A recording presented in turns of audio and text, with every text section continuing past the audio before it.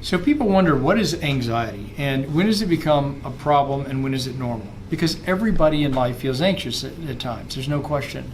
And I have patients come see me. My name is Scott Conard, I'm a family doctor. I'm the medical director of MyPHA, which, remember, the PHAs don't practice medicine, but they help you find the resources to get support.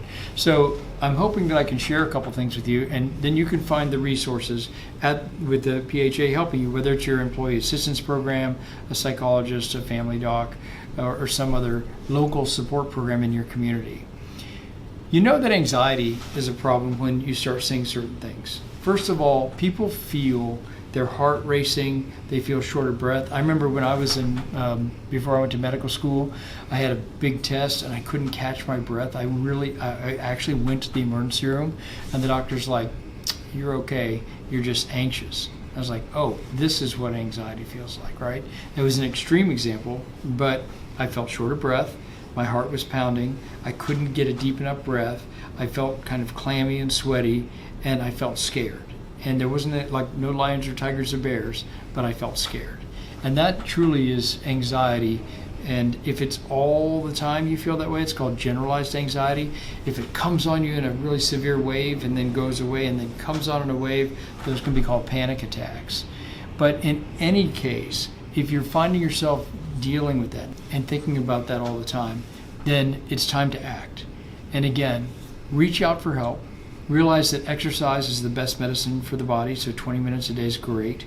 Try to avoid stimulants like caffeine and refined carbohydrates like things that are made of sugar and white flour.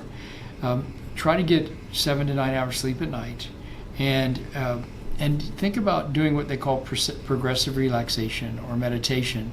There's some great apps. Calm's one, Insight Timer is the one that I use, and you can actually listen to someone else's voice and it'll help you relax. So much of what causes us to be anxious is the way we think about things. So changing your thinking, changing your mindset makes a huge difference.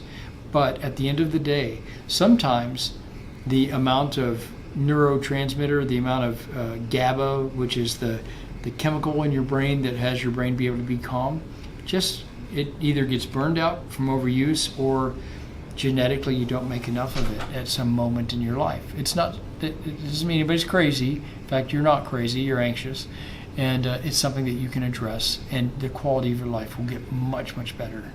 So if you feel those symptoms that I talked about, or you're feeling anxious or having trouble sleeping, do what you can personally, but if it's interfering with your work or your personal life, make sure to reach out and get help, because there's a lot we can do.